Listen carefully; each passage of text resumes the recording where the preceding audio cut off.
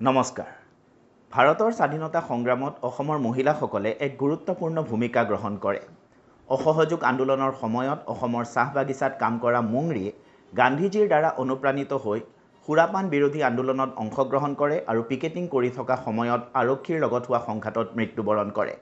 মুংৰী অথবা মালতী মেমক অসমৰ স্বাধীনতা সংগ্ৰামৰ প্ৰথম মহিলা শ্বহীদ হিচাপে গণ্য কৰা হয়। 1926 চনত চন্দ্ৰপ্ৰভা শইকীয়ানীয়ে প্ৰথম অসম প্ৰাদেশিক মহিলা সমিতি গঠন কৰি ভাৰতৰ স্বাধীনতা সংগ্ৰামত অসমৰ মহিলাসকলৰ অংশগ্ৰহণৰ পথ অধিক সুচল কৰি তোলে।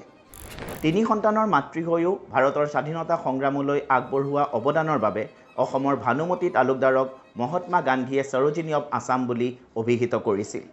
পুষ্পলতা দাসে পুণ্যপ্ৰভা বৰুৱা আৰু জ্যোৎস্না মজুমদাৰৰ লগ লাগি মুক্তি সংঘ প্ৰতিষ্ঠা কৰে আৰু স্বাধীনতা সংগ্ৰামৰ প্ৰতি অসমৰ মহিলাসকলক অধিক আগ্ৰহী কৰি তোলে। নিজেই কম বয়সীয়া কনকলতা বৰুৱাই ভাৰত ত্যাগ আন্দোলনৰ সময়ত গহপুৰ আৰক্ষী চকীত ভাৰতীয় পতাকা উত্তোলন কৰিবলৈ যাওঁতে পুলিচৰ গুলীত মৃত্যুবৰণ কৰে। বীৰাংগনা কনকলতা বৰুৱাৰ এই ত্যাগ আৰু বলিদান অসমৰ মানুহে কাহানিও পাহৰিব নোৱাৰে। এনেকুৱা আৰু ভিডিঅ'ৰ বাবে জড়িত হৈ থাকক SPM IAS একাডেমীৰ সৈতে। ধন্যবাদ।